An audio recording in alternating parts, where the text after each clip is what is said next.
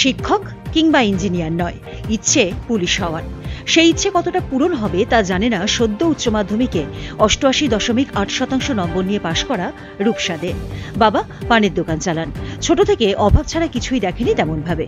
একটা ঘরে টিমটিমে আলো, নেই টিউবলাইট।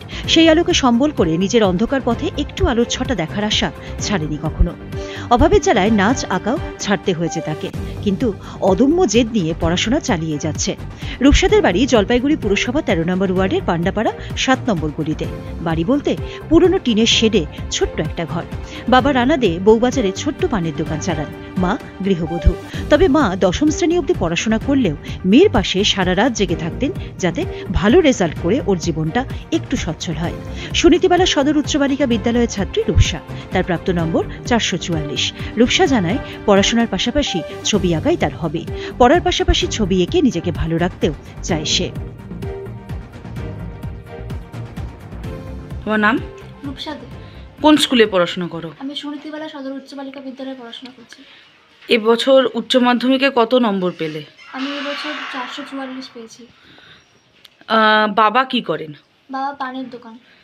এই যে পানের দোকান, একটা অভাব অনটনের সংসার, কিভাবে পড়াশোনা করতে? শিক্ষক শিক্ষিকারা আর মা বাবার সাথে হয়েছে।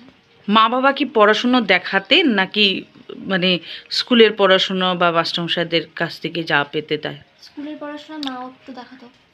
এমনি মা পড়াশুনো সে বিষয়টা দেখতেন। কতটা খুশি অবশ্যই, তবে কিছুটা মানে আর কত এক্সপেক্ট করেছিলে? এক্সপেক্ট করেছিলাম, যা হয়েছে ঠিকই আছে। মানে এর থেকে বেশি কি কোনোভাবে মানে রিভিউ করা বা এরকম চিন্তা ভাবনা? তোমার পড়াশুনো ছাড়া আর কি করতে ভালো লাগতো? আমার নাচ। তুমি নাচ করো? না, শিখতাম, মাধ্যমিকের জন্য শিখে গেছিলাম, তারপর আর শেখা হয়নি। আঁকা নিজের থেকেই করো? না, শিখতাম অনেকদিন আগে, এখন আর হয় না, মানে হয়ে ওঠে না। উঁচু ক্লাসে উঠছি, তাই বাবার পক্ষে আর সামর্থ্য হয় না আঁকা শেখানো বা নাচ শেখানো। যেটা শিখেছিলে ওটাকে কি মানে রেখেছো, ধরে রেখেছো? হ্যাঁ, কখনো কখনো আঁকো? হ্যাঁ।